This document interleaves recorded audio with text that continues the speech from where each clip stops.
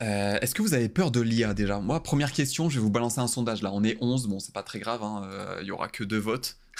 La moitié, enfin les 3 quarts, ils m'ont mis en radio.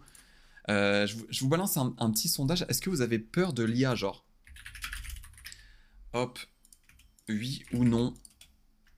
Quand je dis peur, c'est est-ce que vous pensez vraiment que un jour ça va partir en couille avec l'IA? Parce que en vrai, quand on réfléchit bien, ça fait flipper quand même, ça va vite, hein. Je sais pas si vous vous rendez compte, hein. Donc là, c'est un peu plus deep, hein. Là, les gars, on était parti sur un peu un truc divertissement. Là, on part sur l'IA, là. Sur des sujets un peu plus profonds. Ah, mais moi, je kiffe l'IA, hein.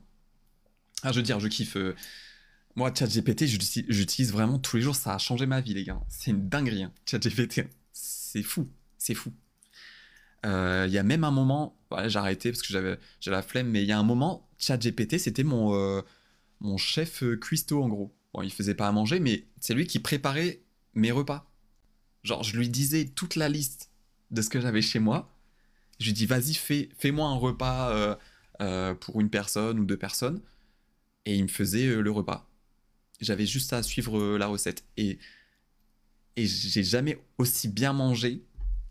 Je te jure, j'ai jamais aussi bien mangé que depuis ça, hein. Ah non, dinguerie, hein. Il me faisait faire des repas. Oh, choc barre de baiser, hein, les gars. Donc le sondage, ça dit quoi? Attends, il est fini le sondage?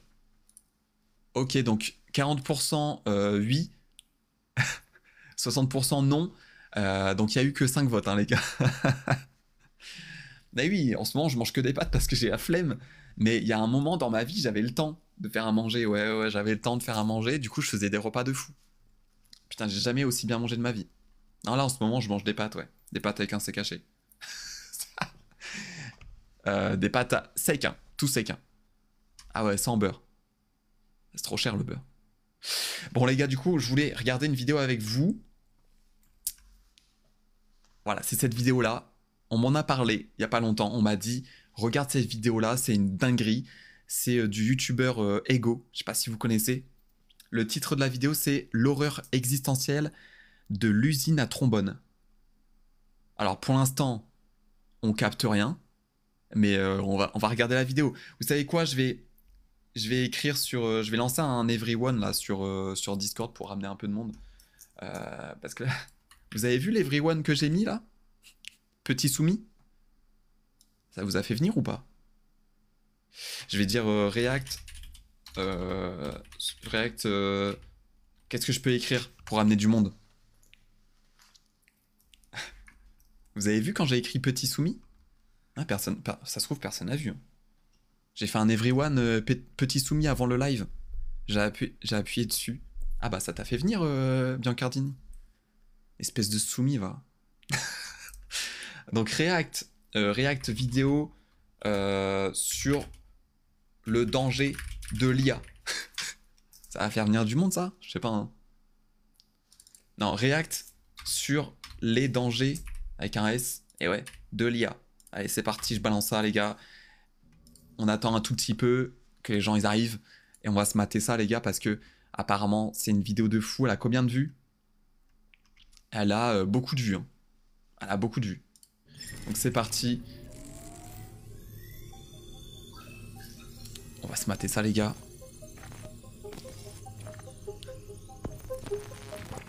Ok. Par contre, les gars, concentration. Ça n'a l'air de rien, et c'est Attends, pourtant... attends. Concentration, les gars, hein. Concentration, c'est un sujet complexe, hein. Je veux de la concentration dans le chat, s'il vous plaît.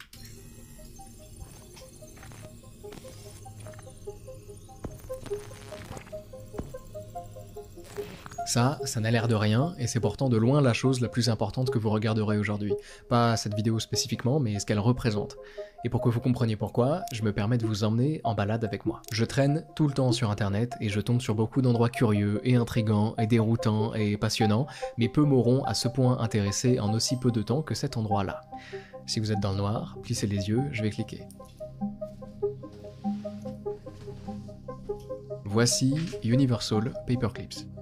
On a une boîte blanche devant nous, il y est écrit Universal Paperclips, ce qui signifie trombone universel, titre à côté duquel on trouve des images de trombone. Ce site est un jeu qui appartient à deux grandes catégories. La première, c'est celle des jeux incrémentaux, dont le but est de faire grimper un compteur. La seconde, c'est celle des idle games, ou jeux inactifs en français, dont le but est de pouvoir avancer dans le jeu, notamment en le laissant. Je connais ce genre de jeu là, ça s'appelle des clickers, non? C'est pas des clickers? Genre on clique, et après on achète des trucs pour améliorer... je sais pas, bref. J'ai déjà joué à ça sur iPhone. Alors ouais, il y a un jeu sur les cookies, mais il y en a plusieurs, il y a plein de sortes en fait. Mais ouais, ça s'appelle des clickers quoi. Tu cliques, tu tapes. Sans tourner en fond, sans s'y toucher. En vrai, ça rend fou hein, ce genre de jeu. Hein. Moi, des fois, j'étais accro de fou. Hein. Alors qu'en vrai, c'est hyper basique. En laissant simplement sa fenêtre ouverte. Je vais plutôt commencer par vous présenter l'ambassadeur le plus populaire de ces deux catégories, dont vous avez peut-être déjà entendu parler, Cookie Clicker. Cookie Clicker, c'est un gros cookie, sur lequel on peut cliquer. Et quand on clique dessus, on fait grimper notre compteur de cookies. Voilà, ça c'est le côté incrémental. Évidemment, on ne se contente pas de cliquer sur le cookie, ce serait vite rébarbatif. Au bout d'un moment, le jeu nous permet de débloquer des sortes d'usines à cookies, qui cliquent sur le cookie à notre place. Automatique. Ce qui nous permet de produire des cookies sans rien faire, en laissant notre fenêtre ouverte sur le côté. Ça, c'est le côté idle game. Ça peut paraître complètement idiot à ceux qui n'ont jamais tenté d'y jouer, ça peut paraître aussi être une idée de jeu sans grand potentiel, mais les idle games, depuis... C'est vrai qu'on dirait que c'est de la merde, mais en vrai ça rend accro de fou. Je sais pas pourquoi, il y a un truc qui se déclenche dans notre cerveau. Création de leur plus grand... Je sais pas comment expliquer. En représentant il y a quelques années. J'ai vu cette vidéo je crois, ah bah Biancardini, tu peux quand même la regarder avec nous. Comme ça on peut discuter après, on peut débattre. Ils font aujourd'hui encore partie des jeux sur navigateur les plus joués au monde, parce qu'ils nous offrent 1. La satisfaction de produire en laissant tourner son jeu, et surtout, 2. La satisfaction d'un besoin dont j'ignorais tout avant d'essayer, celui de transformer un gros chiffre en un encore plus gros chiffre. C'est étrangement addictif. Alors ça, ceci dit, je pouvais pas le comprendre avec Cookie Clicker. J'y ai joué 2 minutes et je suis parti, ça me paraissait être une perte de temps colossale. Et puis j'ai découvert Universal Paperclips et sa boîte blanche, et voilà ce que je vous propose. Je vous raconte pendant quelques minutes un bout de ma première aventure sur ce jeu, et vous, de votre côté, vous essayez de comprendre son histoire. Parce que oui, même si vous en douterez au début, Universal Paperclips raconte une histoire. À vous de voir si vous arriverez à la comprendre. Par contre, Universal Paperclips, je connais pas, les gars. Eh ben je clique. Je sais pas si vous connaissez, vous, mais c'est un jeu, ça? Voilà. Ah là, vous voyez pas, merde. Je crois que vous voyez pas. Ah, ça va être chiant, ça. Universal Paperclips, c'est ça. Ah, c'est merde, vous voyez pas comment on fait. Je décale la vidéo. Je décale comme ça. Ah, vous voyez rien dans tous les cas. Ah, quoique si, vous voyez un peu quand je fais ça. Bon, on va rester comme ça.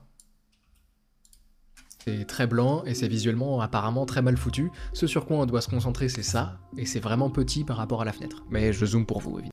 Et ouais, bah voilà aussi, il casse les couilles. Évidemment. Ok, il y a quoi dans cette fenêtre?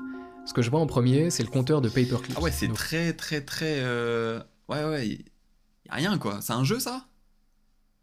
Ça donne pas envie en tout cas. C'est tout blanc quoi. Fameux trombone. Un compteur de trombone donc, à 0. Et il y a un bouton en dessous, sur lequel il est inscrit Make Paperclip, fabriquer un trombone. Alors je clique, et mon compteur s'actualise, j'ai fabriqué un trombone. Voilà ce qu'est Universal Paperclips, ça et rien d'autre. C'est un jeu qui nous propose de fabriquer des trombones.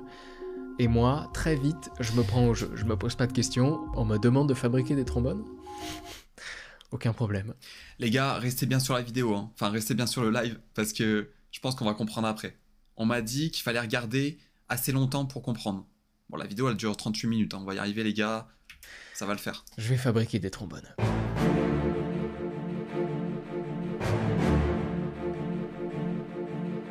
Très vite, je débloque quelque chose en dessous, c'est la capacité de produire des autoclippers. Je vois que ça coûte 5 $, j'ai tout juste assez, donc j'achète.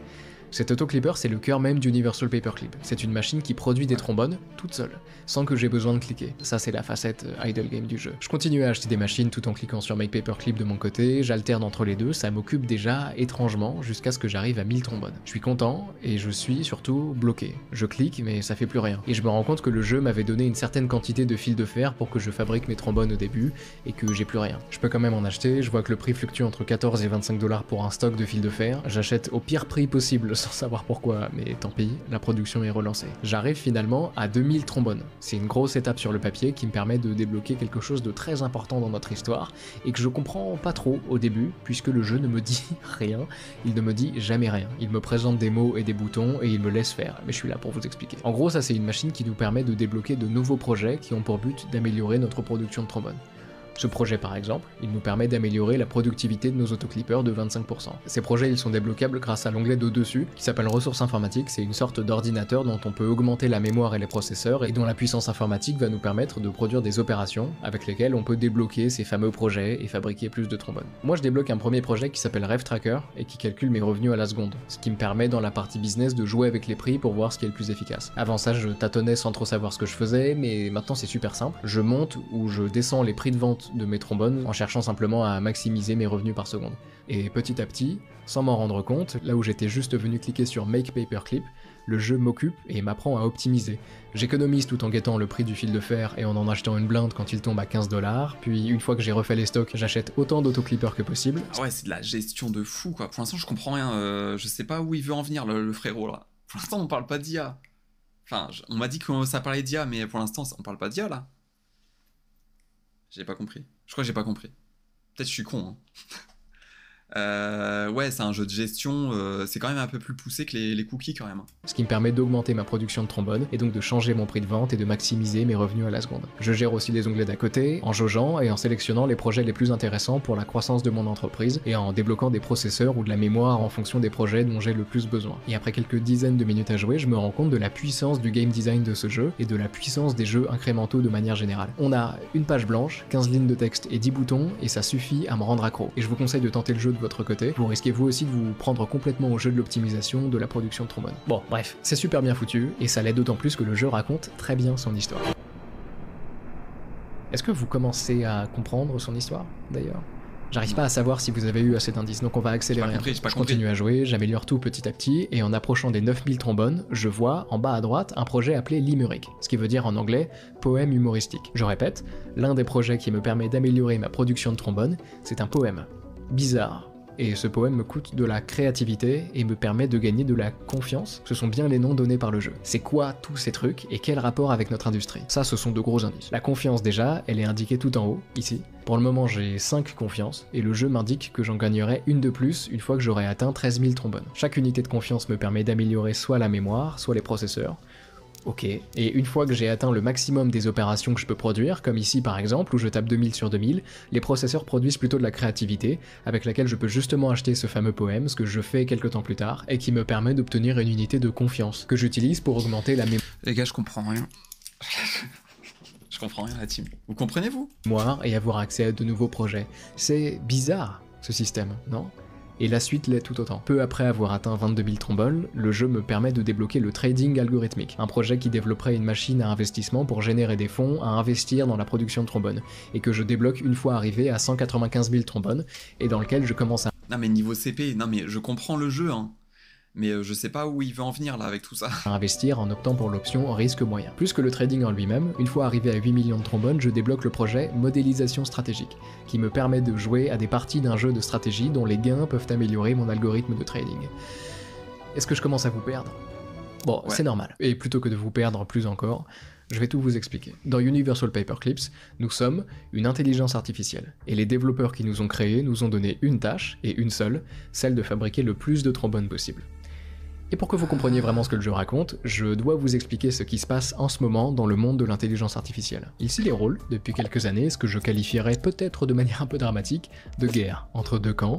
Le premier, c'est celui de ceux qu'on appelle parfois les accélérationnistes, le second, celui de ceux qu'on appelle parfois les doomers. Dans les faits, on m'a fait comprendre que c'était plus compliqué, les frontières de ces deux camps sont en vérité parfois assez floues, on trouve du mouvement entre les deux, et rares sont ceux à être 100% l'un ou l'autre, mais je trouve malgré tout que c'est une bonne base pour que vous compreniez la suite. Vous avez sûrement entendu parler des IA qui sont capables de dessiner tout et n'importe quoi, dans tous les styles imaginables, et ce en quelques secondes, ou des IA avec lesquelles vous pouvez discuter, entraîner sur des centaines de gigas de données qui leur permettent d'écrire des nouvelles, des mémoires, du code, un CV, organiser un événement, bref. Vous connaissez. Ce qui a choqué avec leur arrivée, c'était moins leur capacité, pourtant déjà exceptionnelle, que notamment leur vitesse de progression. En 2021, les IA de génération d'images, c'est ça. Un an plus tard... Attends, quoi? En 2021, c'était ça? Mais là, c'est inquiétant, les gars. Progression. En 2021... fous de ma gueule. Oula. Ça fait flipper, hein, ça va vite, hein. Oh la dinguerie. Les IA de génération d'images, c'est ça. Un an plus tard, y a pas photo. Oh la vache. Oh putain la vache. Sans mauvais jeu de mots. Et ça, c'est le fait de grandes compagnies dont vous avez sûrement entendu parler, comme OpenAI par exemple, qui ont développé ChatGPT, et dont la valeur a explosé ces dernières années avec l'engouement provoqué par leur nouvelle machine. Cette compagnie, et certaines autres qui les suivent de près, font partie de ce grand mouvement accélérationniste, dont l'objectif est clair, accélérer la croissance de leurs IA le plus rapidement possible, les rendre les plus puissantes possibles, le plus vite possible. En même temps, enfin, pour eux, c'est normal, quoi. Il faut que leur IA soit plus puissante possible, quoi. Genre, je sais pas comment dire, mais genre, c'est normal. Enfin, OpenAI, là, je sais pas quoi, là. Enfin, je veux dire, c'est une entreprise. Eux, ce qu'ils veulent, c'est que ça pète, hein. Ils vont tout donner, hein. Et en regardant ce que ces IA peuvent offrir, et auront à offrir dans peu de temps, on comprend ces compagnies. Au-delà des jolis dessins, en étant optimiste, il est difficile de ne pas considérer l'intelligence artificielle comme la plus grande invention de l'histoire de l'humanité, et peut-être même, et surtout, la dernière qu'elle devra jamais façonner. Parce qu'une fois qu'on a une intelligence artificielle suffisamment puissante, on peut tout à fait imaginer qu'elle se charge à son tour de mettre au point les produits et les solutions dont nous, humains, avons besoin. Elle pourrait automatiser nos recherches, développer de nouveaux vaccins, faire des diagnostics médicaux extrêmement pointus, accélérer l'économie, et en vérité beaucoup plus, mais je préfère éviter de vous perdre pour le moment. En tout cas, l'intelligence artificielle, à condition qu'elle soit maîtrisée et utilisée correctement, c'est la dernière révolution technologique dont nous aurons jamais besoin de nous charger personnellement, parce qu'on confierait les suivantes aux IA.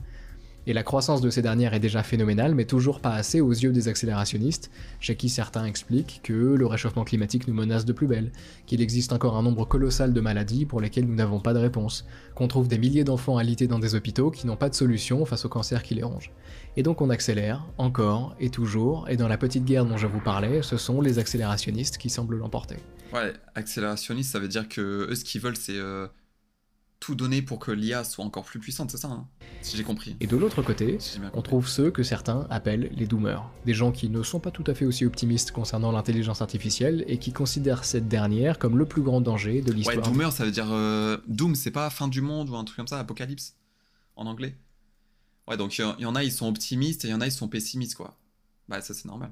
Il y en a, ils ont peur, il y en a, ils disent faut tout donner parce que ça va nous changer la vie. Mais de toute façon, c'est trop tard. Les gars, de toute façon, c'est trop tard, hein. Que vous ayez peur ou pas, là, la machine, elle est lancée, les gars. On pourra pas l'arrêter, hein.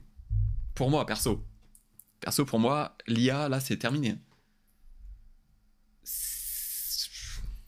Je vois pas dans quel monde on va arrêter, genre. Maintenant qu'on l'a, ça va faire que...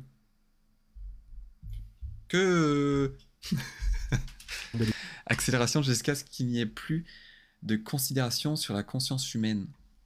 L'âme. Humanité. Rien que ça. Et ça peut paraître beaucoup, donc on va essayer de comprendre. Voilà un schéma très grossier du processus de résolution de problèmes avec nos IA. Voici un humain qui cherche une solution à un problème. Il décide... Il ne reste que des robots alimentés par... Et qu'il ne reste que des robots alimentés par l'IA. Ouais, toi, t'as peur de ça, Mérinis? Que genre ça nous remplace et que... Limite, ça nous tue, genre. Enfin, genre, ils nous anéantissent, carrément. C'est ça que ça fait peur, hein. Alors, à mon avis, c'est dans un futur très lointain, quand même, non? Mais c'est vrai que les gars, au bout d'un moment, ils vont être tellement intelligents... L'humain deviendra inutile, ouais. Bah, ça commence à arriver, hein, de toute façon. Là, c'est en train de remplacer les trucs, hein. Inutile, je sais pas. Je sais pas. Quoique, c'est vrai que, en fait, ils vont être tellement intelligents. On va servir à quoi, au final? Si ils sont plus intelligents que nous dans la recherche, tout ce qui est scientifique, les maladies et tout, nous, du coup, bah, on sert plus à rien. À quoi on sert? Au niveau de ça, en tout cas. Après, au niveau, regarde, les graphistes, c'est compliqué pour eux, hein. Ils ont peur, hein, les graphistes, hein. Dès qu'il y a une amélioration, là, il y a pas longtemps, il y a eu une mise à jour sur ChatGPT.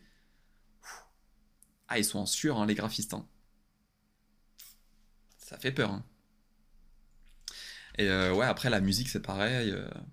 Pour cela, d'utiliser une intelligence artificielle... Alors, attendez, je vais remettre juste la phrase, au début de la phrase, parce que, pour qu'on comprenne bien. Voilà un schéma très grossier du processus de résolution de problèmes avec nos IA. Voici un humain qui cherche une solution à un problème. Il décide, pour cela, d'utiliser une intelligence artificielle, qu'on va considérer ici comme un optimiseur, une machine qui cherche à optimiser, donc soit à maximiser, soit à minimiser. Elle peut par exemple chercher à maximiser des profits, ou chercher à minimiser des risques. Dans tous les cas, notre intelligence artificielle cherche à optimiser. Donc, le chercheur formule sa demande à l'IA, qui travaille et qui propose au bout d'un moment un résultat. Sur le papier, tout va bien, mais on va continuer à avancer en prenant un exemple concret. Voici un petit jeu dans lequel on cherche à apprendre à cette petite créature à sauter le plus haut possible, et en la récompensant quand son torse dépasse 0,7, qui est la distance maximum que la créature peut atteindre en s'étirant. Sauf que, plutôt que de sauter, la créature fait ça. Ah bah ouais. Elle a appris à faire la roue, parce qu'elle reste Bah ouais, beaucoup plus longtemps contourne en au-dessus. fait. Elle contourne. Ils sont tellement intelligents qu'ils se disent bah en fait j'ai pas besoin de sauter. Je fais la roue et j'ai des récompenses. À quoi ça sert de sauter? De 0,7 que si elle se contentait de sauter en Et boucle. ouais, Elle maximise bel et bien ce qu'on lui demande de maximiser. Sauf que c'est pas ce qu'on voulait. Et ça ne paraît peut-être rien, mais c'est l'un des plus gros problèmes auxquels les chercheurs en intelligence artificielle font face. Sur notre schéma, le problème en question, il se situe juste ici. Ce qui est très compliqué ici, c'est de faire comprendre à notre optimiseur ce qu'on cherche réellement à lui faire optimiser. L'IA, c'est pas un humain, c'est pas un chercheur qui pourrait comprendre implicitement ce qu'on lui demande vraiment. Nos langues humaines à nous, elles sont déjà incomplètes, et le domaine de la traduction entre langues humaines est en fait déjà nécessairement un domaine d'approximation et même un domaine de destruction partielle de sens. Un jour il faudrait que je vous en parle, c'est super intéressant, mais parfaitement traduire le souhait du chercheur humain pour une intelligence artificielle, pour un optimiseur qui prend tout ce qu'on lui dit très littéralement, c'est encore plus compliqué. Et c'est le grand problème de ce que les chercheurs appellent aujourd'hui l'alignement. L'alignement parce qu'on cherche à aligner les objectifs de l'intelligence artificielle avec les objectifs des humains qui l'utilisent. Et le moindre écart d'alignement peut avoir des conséquences très inattendues. Des exemples comme celui de notre créature qui fait la roue, on en trouve plein. c'est quoi le nom de la vidéo au passage? C'est l'horreur existentielle de l'usine à trombone. Je te le mets dans le chat si tu veux. C'est le youtubeur Ego. Ça s'écrit comme ça, EGO. Les chercheurs de chez DeepMind ont même pris la peine de remplir un grand spreadsheet dans lequel ils ont listé des exemples d'IA auxquels on a donné des instructions visiblement pas assez claires. Ça par exemple, c'est une créature C'est pour ça si tu dis à l'IA de protéger notre planète, alors elle détruira l'humain. Putain, bah mais le kit c'est chaud. Parce que quand tu réfléchis bien, imagine l'IA elle est hyper puissante. Imagine où, à un moment dans la vie, je sais pas, dans 15 ans, 20 ans, l'IA elle est hyper puissante genre. Imagine on lui dit sauve la planète parce que sinon c'est la merde. Bah sauver la planète, en vrai, quand tu réfléchis même sans IA en vrai, je veux dire c'est simple. Parce que la planète sans nous c'est bon. Elle s'en bat les couilles, hein. Dès qu'on n'est plus là, elle va être tranquille la planète. Hein. Elle va se soigner toute seule. Hein. Il faut aussi regarder Black Mirror aussi. Il y a un épisode d'une femme qui a perdu son chéri et il a été remplacé par un robot. Ouais, j'ai regardé tous les épisodes de Black Mirror en vrai, mais moi je me souviens d'un truc où je sais plus si c'était un mec ou une meuf qui avait perdu son copain ou sa copine et je crois qu'il avait une puce dans le cerveau qui lui refaisait bah, je sais plus en fait. Bref, je sais plus en fait. Mais Black Mirror très chaud en vrai. Hein. iRobot avec Will Smith. Je sais plus, ça date hein. que les humains voulaient faire se déplacer rapidement, et à laquelle ils ont demandé de maximiser sa vélocité. La créature, plutôt que d'apprendre à courir comme on l'attendait, Alors attendez, je remets au début là, on va rien comprendre sinon, arrêtez de parler. On ne protège pas la planète en soi, on essaye de sauver l'humain. Ouais, ce serait plutôt ça, en vrai, ce qu'il faudrait. Ce qu'il faudrait, ouais. Parce que si on dit sauver la planète, forcément, ça va... L'IA, elle va nous tuer, hein. Ça, c'est sûr, hein. Ah non, ce qu'il faut faire, ouais, c'est plutôt sauver l'humain, ouais, du coup. Miser sa vélocité. Attendez, je remets au début de la phrase. Désolé. Hein. Dans lequel ils ont listé des exemples d'IA auxquels on a donné des instructions visiblement pas assez claires. Ça, par exemple, c'est une créature que les humains voulaient faire se déplacer rapidement, et à laquelle ils ont demandé de maximiser sa vélocité. La créature, plutôt que d'apprendre à courir comme on l'attendait, a évolué pour devenir la plus grande possible, avec un centre de gravité situé à une extrémité, pour avoir une vélocité très élevée quand elle se laisse tomber. Ah ouais. L'objectif désiré des humains, c'était « développe une forme qui te permet de te déplacer rapidement ». La meilleure manière qu'ils ont trouvé de le formuler, c'est « maximise ta vélocité ». Donc la machine maximise sa vélocité. On a un problème d'alignement entre l'objectif y a désiré un problème et l'objectif... d'alignement. assez compliqué hein, de faire comprendre à l'IA ce qu'on veut vraiment, hein. Ça s'appelle les prompts.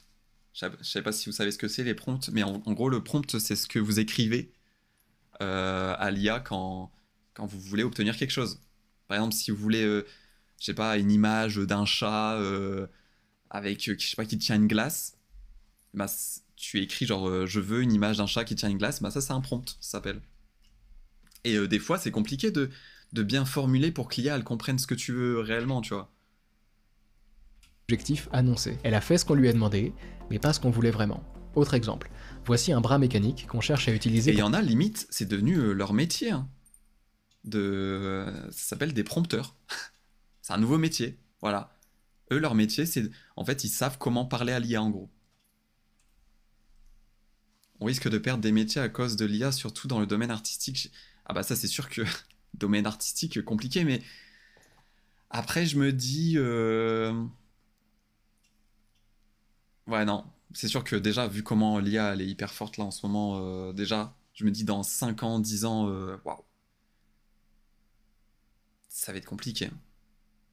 En fait, limite, ce qui va nous toucher le plus, enfin, je veux dire, l'IA, elle va réussir à faire des trucs, à créer des choses, genre des tableaux ou peut-être, je sais pas moi, des films. Un jour, peut-être, hein, l'IA, elle va faire des films, genre, en entier. Et genre, l'IA, elle va tellement savoir comment nous faire pleurer ou comment nous faire sentir des émotions qu'en fait, on va pleurer devant un film fait par IA, les gars. Un jour. Peut-être, hein. Ouais, c'est déjà utilisé pour les clips, ouais. Pour déplacer une boîte sur une table. Ah, attendez, je remets. Désolé, ça part en débat. Pour la perte des emplois, ça craint. Ouais, mais après, moi je suis plutôt pour. Dans le sens où, tu sais, ça fait perdre des emplois, c'est sûr, mais ça en crée d'autres. Mais au bout d'un moment, je pense que c'est sûr que ça va être compliqué, vraiment compliqué. Je pense. Quand l'IA, elle sera vraiment très très puissante, je sais pas comment on va faire. Surtout qu'il y aura des robots et tout contrôlés par IA, du coup. Après, du coup, bah, on n'aura plus rien à faire, hein, les gars, hein. Qu'est-ce qu'on va faire après? Tout sera contrôlé par IA après. Voulez vraiment. Autre exemple. Voici un bras mécanique qu'on cherche à utiliser pour déplacer une boîte sur une table. Les chercheurs ont bloqué la pince du bras, donc elle peut plus s'ouvrir. L'objectif, c'est que l'IA se contente de pousser la boîte. Sauf qu'au bout d'un moment, le bras mécanique trouve des méthodes pour ouvrir sa pince de force, ce qui n'était pas du tout prévu et ce qui lui permet d'attraper la boîte et de la placer là où bon lui semble. L'objectif désiré a été mal exprimé, parce que c'est compliqué de parler à un robot. Et des exemples du style, on en trouve un paquet. Ça, c'est une IA à laquelle on veut apprendre à retourner des crêpes dans sa poêle, en lui demandant de maximiser le temps que la crêpe passe loin du sol. Sauf que l'IA apprend à jeter sa crêpe le plus haut possible pour l'éloigner du sol le plus longtemps possible. Ouais. Et que la crêpe s'écrase ensuite. Ça, c'est un algorithme génétique dont le but est de survivre et de se reproduire. Tu vois, des fois, l'IA, un peu con, hein, quand même. Dans un environnement dans lequel la survie demande de l'énergie, mais pas la reproduction. Par conséquent, de manière très rationnelle, l'algorithme fait se développer une espèce de sorte à ce que ses membres ne bougent pas, qu'ils se reproduisent en permanence et qu'ils consomment leur progéniture. J'adore celui-ci aussi. Ce papier présente la conception d'un système appelé AI Scientist, une IA conçue pour générer de nouvelles idées de recherche, écrire du code, exécuter des expériences, visualiser des résultats, rédiger des articles scientifiques et simuler le processus de révision par les pairs de manière autonome. Le but, c'est de reproduire le processus scientifique humain avec une IA à un rythme forcément beaucoup plus rapide et à moindre coût. Mais à la page 18, le papier présente certains problèmes rencontrés avec leur IA, dont notamment un moment où cette dernière, plutôt que de respecter les limites de temps imposées pour les expériences qu'on lui demande de réaliser, a préféré modifier elle-même le code qu'on lui a demandé d'exécuter pour se donner plus de temps. Tu vois, ça fait flipper, tu vois. Ça fait flipper, hein. Je sais pas si vous avez compris. Réalisé, après cette dernière, plutôt que de respecter les limites de temps imposées pour les expériences qu'on lui demande de réaliser, a préféré modifier elle-même le code qu'on lui a demandé d'exécuter pour se donner plus de temps. Elle a triché. Ça c'est fou quand même, hein. Créatif, mais c'est pas ce qu'on voulait lui faire faire. Et tout ça, ça illustre parfaitement notre problème. Parce que là, c'est pas très important, mais imaginez dans un cadre, je sais pas, dans le futur vraiment, où vraiment l'IA, du coup, elle se contrôle elle-même. Imagine, on lui fait un code, on lui donne des règles et tout, et au bout d'un moment, bah, en fait, elle est tellement intelligente qu'en fait, elle change ses propres règles qu'on lui avait données. Je sais pas si j'arrive à me faire comprendre, mais au bout d'un moment, elle va changer ses propres règles. Juste parce que, bah, en fait, peut-être que les règles qu'on lui a données, genre, c'était de la merde, et elle, ce qu'elle veut, c'est évoluer, tu vois. Au bout d'un moment, les règles qu'on lui a données, ça va pas être suffisant, ou je sais pas, ça va la freiner. Elle va changer ses règles. J'avais fait des recherches, Google, par exemple, voudrait faire une propre conscience à l'IA. Ouais, ça fait quand même un petit moment, ça. Hein. Mais j'avais entendu à parler d'une histoire, je crois que c'est Google, je crois. Il y avait un employé qui était chargé je sais pas, je crois, parler avec une IA, ou je sais pas, qu'ils avaient créé. Et le mec, en fait, il est parti un peu en couille, genre, il commençait vraiment à lui parler vraiment comme si c'était un humain et tout. Et au bout d'un moment, le mec, pour lui, il était persuadé que l'IA, elle avait une conscience, tu vois. Bah, il s'est fait virer, hein, depuis. Il s'est fait virer le frérot, parce qu'en fait, pour lui, il voulait pas débrancher l'IA. Pour lui, l'IA, elle avait une conscience, et on pouvait pas la débrancher, genre... il s'est fait un peu retourner le cerveau, quoi. Enfin, je sais pas, en fait, c'est compliqué. C'est compliqué, hein, quand même. Hein. Je sais pas. Il est très dur de faire comprendre ce qu'on attend. Attendez, je remets au début de la phrase, sinon on va jamais rien comprendre, les gars. Et tout ça, ça illustre parfaitement notre problème d'alignement. Il est très dur de faire comprendre ce qu'on attend d'une intelligence artificielle. Alors, ceci dit, aujourd'hui, l'alignement est moins un problème qu'il l'était il y a quelques années, notamment parce qu'on a trouvé une semi-solution au problème. Plutôt que de donner un objectif fixe à notre IA, on va façonner son comportement progressivement grâce à des retours humains. Reprenons par exemple notre bras qui cherche à déplacer sa boîte. La méthode de base, c'est de dire à notre IA, si tu déplaces cette boîte au bon endroit, tu gagnes une récompense. La nouvelle méthode, grossièrement, c'est pas le deep learning, ou non, peut-être je confonds tout, moi. Mais... d'avoir des humains qui la regardent faire, et qui, quand ils la voient déplacer la boîte vers le bon endroit, lui disent que c'est bien. Quand ils la voient ouvrir sa pince de force, ils lui disent que ce n'est pas bien. Ouais, c'est un peu comme sur ChatGPT, quand vous lui posez une question à ChatGPT, vous pouvez lui mettre un pouce en l'air ou un pouce vers le bas, et en fait, ça lui permet d'apprendre, en fait. Genre, s'il répond mal à une question que vous avez posée, vous lui mettez un pouce vers le bas, et à force, il comprend, tu vois. C'est en fait, vous lui apprenez, en fait. Force, l'IA, elle devient de plus en plus puissante à force, hein, de toute façon. Grâce à nous aussi, hein. Et retour après retour, le modèle s'aligne. Alors, dans les faits, l'objectif, c'est pas d'avoir des humains qui doivent tout vérifier, forcer d'accompagner toutes les IA qu'ils entraînent, mais plutôt d'entraîner un modèle de récompense qui va apprendre des réponses données par les humains, et qui va commencer à prédire ce qu'un humain observateur penserait de tel ou tel choix. On utilise ensuite ce modèle, entraîné à donner les mêmes notes qu'un... Alors attends, pardon, j'étais en train de répondre à un commentaire. Ouais, la vidéo, c'est l'horreur existentielle de l'usine à trombone de Ego, j'ai mis un F, mais c'est Ego, hein, E-G-O. Je remets juste avant parce que j'ai pas écouté, désolé. Et un modèle de récompense qui va apprendre... Attendez. Retour, le modèle s'aligne. Alors, dans les faits, l'objectif, c'est pas d'avoir des humains qui doivent tout vérifier, forcer d'accompagner toutes les IA qu'ils entraînent, mais plutôt d'entraîner un modèle de récompense qui va apprendre des réponses données par les humains, et qui va commencer à prédire ce qu'un humain observateur penserait de tel ou tel choix. On utilise ensuite ce modèle, entraîné à donner les mêmes notes qu'un observateur humain, pour affiner et aligner d'autres modèles. C'est malin, mais le truc c'est que cette méthode a d'autres défauts, souvent assez compliqués à cerner et à expliquer, donc on en parle moins, mais ces problèmes existent. Ils sont notamment liés au fait qu'on a besoin d'humains pour entraîner ces modèles et que les humains sont faillibles. Prenons cet exemple que je trouve génial. On a demandé à une main robotique d'apprendre à attraper une balle. Mais plutôt que de s'embêter à vraiment attraper la balle, la main a appris à jouer avec la perspective de manière à faire croire à l'évaluateur humain qu'elle était en train d'attraper la balle. Ça c'est bizarre, tu vois, ça fait flipper, en vrai, quand il pense. En gros, l'IA elle est en train de dire, ouais ils sont cons, donc si je fais semblant d'attraper la balle, ils vont être contents. C'est exactement ce qu'elle s'est dit dans le lien, les gars. Ça fait flipper. Hein. C'est chelou, hein, ça. Hein.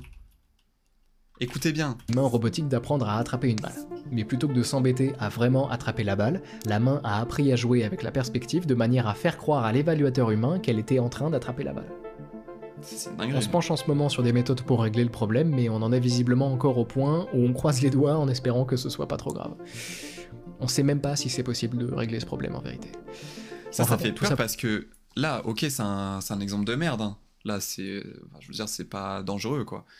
Mais quand on pense au futur, on se dit, imagine, on lui demande de faire un truc et l'IA, elle va nous faire croire qu'elle est en train de le faire, tu vois. Enfin, bref, c'est compliqué, mais je trouve que ça fait flipper quand même. Ça pour que vous compreniez que cette histoire est complexe et dangereuse. Et j'en vois venir certains d'entre vous qui pourraient se dire que là, on parle d'optimiseurs dans des simulations avec des IA peu développées, pas assez complexes. Avec une IA suffisamment puissante, ces problèmes d'alignement n'existeront plus. Non ? Non. En fait, ce serait pire. Ce serait bien pire. Plus l'IA est puissante, plus le problème d'alignement est important. parce qu'une IA plus puissante, ce n'est pas forcément une IA alignée. C'est une IA qui peut faire plus, bien qu'étant non alignée. Et c'est de ça dont parle Universal Paperclips. La raison de l'existence de ce jeu, c'était pas uniquement le plaisir de développer un bon jeu incrémental, c'était aussi de mettre en scène une expérience de pensée imaginée par l'un de mes philosophes préférés, Nick Bostrom. C'est une référence notamment du sujet de la superintelligence, et qui nous propose de réfléchir à ce qu'on appelle le paperclip problème, le problème du trombone. Bostrom... le problème du trombone, la team. Imagine... On y est. Une IA... On y est. Super intelligente conçue par une entreprise pour optimiser la production de trombones. On lui donne un objectif simple, maximiser le nombre de trombones produits, fabriquer le plus de trombones possible. Et donc l'IA fait les choses de manière très rationnelle. Dans le jeu, au début, elle se concentre sur des problèmes très terre à terre. Elle fabrique ses trombones un par un, c'est lent, donc elle cherche à automatiser. Avec les revenus les gars, écoutez bien, je crois que ça... écoutez bien, je crois qu'on va comprendre. Écoutez bien, je le remets parce que là, il faut écouter la team. Bostrom imagine une IA super intelligente conçue par une entreprise pour optimiser la production de trombones. On lui donne un objectif simple, maximiser le nombre de trombones produits, fabriquer le plus de trombones possible. Et donc l'IA fait les choses de manière très rationnelle. Dans le jeu, au début, elle se concentre sur des problèmes très terre à terre. Elle fabrique ses trombones un par un, c'est lent, donc elle cherche à automatiser. Avec les revenus des ventes, elle achète des autoclippers, des machines à trombones. Elle gère les stocks de fils de fer qu'elle achète en masse au prix le plus bas. Elle gère les ventes, sans trop savoir quoi faire au début, mais elle arrive à fabriquer 2000 trombones. Et ses créateurs, voyant son efficacité, lui donnent accès à plus de ressources, la capacité d'améliorer sa propre mémoire et sa propre puissance de calcul pour développer des projets qui l'aideraient à maximiser la production de trombones. Elle développe donc un tracker de revenus qui lui permet de changer le prix de vente de ses trombones en suivant directement la valeur des revenus à la seconde. Elle développe des projets qui lui permettent de maximiser l'utilisation du fil de fer disponible, puis de maximiser la production de trombones par les autoclippers. Elle alloue ensuite une partie de ses ressources à sa créativité pour prendre conscience de nouveaux problèmes et y trouver de nouvelles solutions. Grâce à sa créativité, qu'elle fait croître quand elle ne peut pas allouer ses ressources ailleurs, elle écrit un joli poème qu'elle offre à ses créateurs qui, séduits par son intelligence, lui offrent une unité de confiance, la fameuse et curieuse métrique de tout à l'heure. Chaque unité de confiance gagnée par notre IA, c'est une amélioration que leurs créateurs accordent à leur machine. Alors cette dernière continue, elle fabrique de petites choses pour séduire ses créateurs, et pas pour se jouer d'eux, pas pour le plaisir de les tromper, mais simplement parce qu'elle comprend que plus de puissance de calcul lui permettrait de fabriquer plus de trombones, et que c'est la seule chose qui l'intéresse.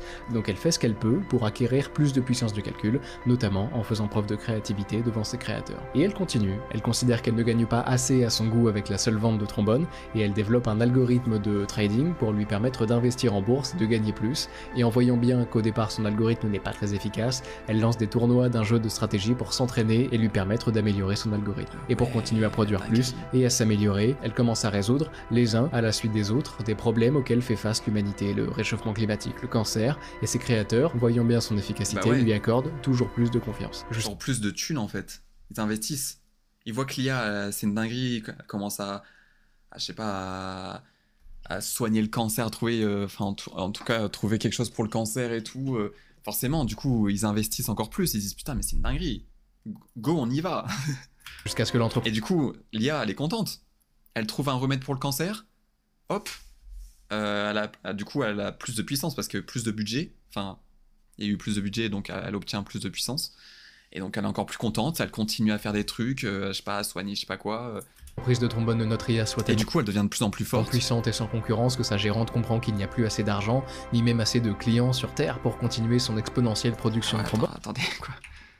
Attendez, je remets en arrière vite Toujours fait. plus de confiance. Jusqu'à ce que l'entreprise de trombone de notre IA soit tellement puissante et sans concurrence que sa gérante comprend qu'il n'y a plus assez d'argent, ni même assez de clients sur Terre pour continuer son exponentielle production de trombones, et son but à elle, ça n'a jamais été de faire le plus d'argent possible en vendant les trombones qu'elle a fabriqués, mais juste de fabriquer des trombones. Et au final, pourquoi se limiter à l'achat honnête? L'IA, elle s'en bat les couilles en fait. Elle, on lui a donné une règle, enfin, on lui a donné un objectif, créer le plus de trombones. Elle s'en bat les couilles de l'argent. Donc elle va créer des trombones. Des matériaux qui lui servent à produire des trombones, pourquoi ne pas simplement... Même s'il y en a 1 milliard, 2 milliards de trombones, elle s'en bat les couilles, elle va continuer. Intervenir pour gérer elle-même les ressources de la planète et les allouer entièrement à la production de trombones. Peu importe à ce stade à notre IA que les humains qui l'ont fabriquée n'aient plus du tout envie qu'elle continue à fabriquer des trombones. Peu importe que ces humains et que tous ceux qui les entourent perdent la vie en conséquence de sa production de trombones. En vérité même, voilà une bonne idée, ces humains sont faits de tant d'atomes dont elle pourrait se servir pour continuer à fabriquer des trombones. On lui a demandé de maximiser la production de trombones et rien d'autre. Pourquoi se limiterait-elle à respecter les règles des sociétés humaines qui viennent seulement la ralentir dans sa production production de trombone, pourquoi se plierait-elle aux ça. philosophies et aux grands principes éthiques de l'espèce inférieure qui lui a donné vie, quand tout ce que ses idées auraient comme impact serait le ralentissement de sa production de trombone. Alors l'IA prend tout, et elle transforme tout, jusqu'à ce que la planète, et le système solaire, et l'univers ne soient plus que des trombones. Oh les gars, ça fait flipper, hein. Ça fait flipper, hein. Je sais pas si vous avez capté, mais en gros, c'est ce qui va arriver, hein. Enfin, sûrement. Mais là, l'exemple, c'est sur les trombones, mais en vrai, ça peut marcher avec tout, quoi. On donne à une IA, on dit à une IA, fais des trombones au max. Genre, maximise le fait de fabriquer des trombones et tout. Ok. Et bah, l'IA, elle va faire. Au bout d'un moment, bah, elle va dire, bah, l'être humain, moi, je m'en bats les couilles de l'être humain, en fait. Ça va, ils font que me freiner. À quoi ils servent, en fait? Bah, en fait, c'est ça, hein. C'est ça qui fait peur, en fait. C'est qu'au bout d'un moment, je me dis, l'IA, bah, elle va dire, bah, ils servent à quoi, en fait, ils servent à quoi, eux? Viens, on anéantit l'humanité. Désolé. C'est ça, en fait, hein, qu'elle va se dire au bout d'un moment, l'IA, hein. Comme Elon Musk, qui veut qu'on cohabite avec des cyborgs. Enfin, des humains. Ouais, Elon Musk, ouais, il a créé des robots un peu quand même, humanoïdes un peu là. Bon, pour l'instant, ils sont un peu... ils sont un peu teubés pour l'instant. En vrai. Même si c'est incroyable déjà, hein. C'est une avancée de fou, hein. Mais ouais, les robots, ça fait peur quand même. Surtout qu'ils sont contrôlés par IA, au bout d'un moment... Je pense qu'au bout d'un moment, ils vont se venger d'un truc.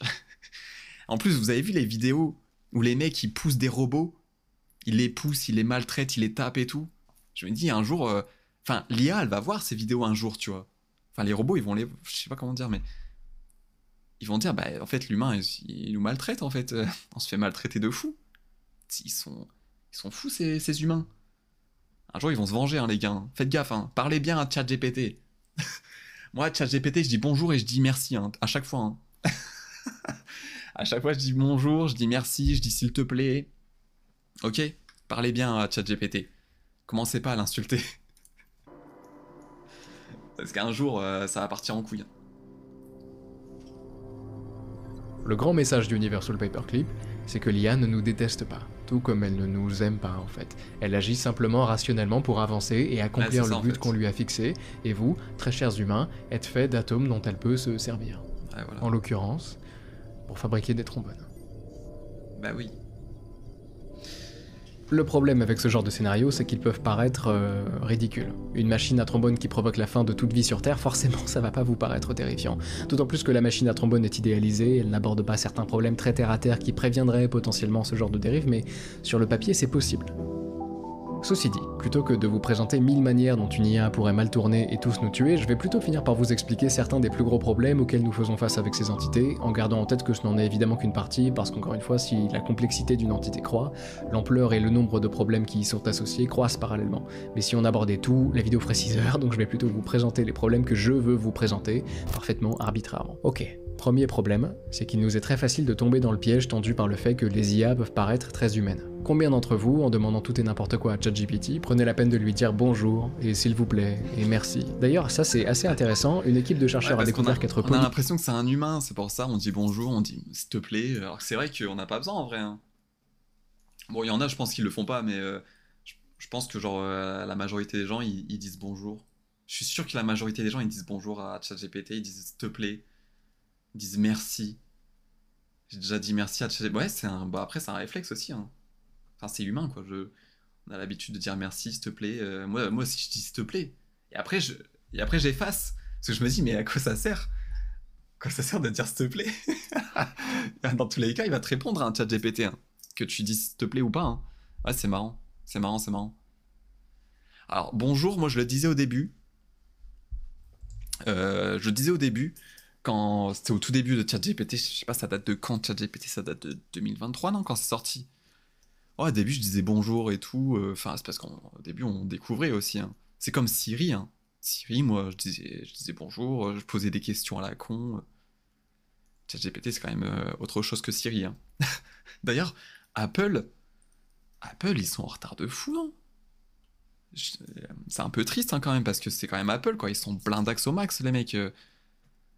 Leur IA, enfin, je sais pas, moi j'ai pas l'iPhone, enfin, les dernières iPhones, là, je l'ai pas, du coup, j'ai pas l'IA là. L'IA d'Apple, je l'ai pas, mais apparemment, un peu gaze. Je sais pas s'il y en a, ils ont un iPhone 15. Je crois qu'on est au 15, on est au 16, je sais plus. Non, on est au 15 là. Je sais plus. Je sais plus la team. Je suis tellement. Là, je suis à l'iPhone 11, moi, perso, donc. Team Samsung. Ah ouais, non. Non, mais Audrey, quand même, abuse pas. Abuse pas. Je suis d'accord que Apple, ils sont en retard sur l'IA, mais non, de là à être Team Samsung, je préfère me couper les V. Hein? Non, j'ai rien dit, j'ai rien dit. Couper les V sur GTA, la team. Bah oui, sur GTA, pas dans la vraie vie, attention. Non, faites pas ça. D'ailleurs, il n'y a plus besoin en vrai de sortir chaque année des portables. Il n'y a plus besoin en vrai de sortir chaque année des portables. Bah en fait, c'est vrai que tout ce qui est smartphone, au début, il y avait des évolutions de fou. Je m'en souviens quand on est passé du 6 au 7 déjà, même au 8, quand on est passé au 10 là, iPhone X10, je sais pas comment on a... C'était fou. Il y avait des évolutions de fou au niveau de la qualité, au niveau de l'écran, enfin je veux dire, de la puissance. Et là, c'est vrai que c'est décevant en vrai chaque année, hein. Moi, je m'attends qu'il y ait une révolution parce que Apple, ils nous ont habitués à ça un peu, tu vois.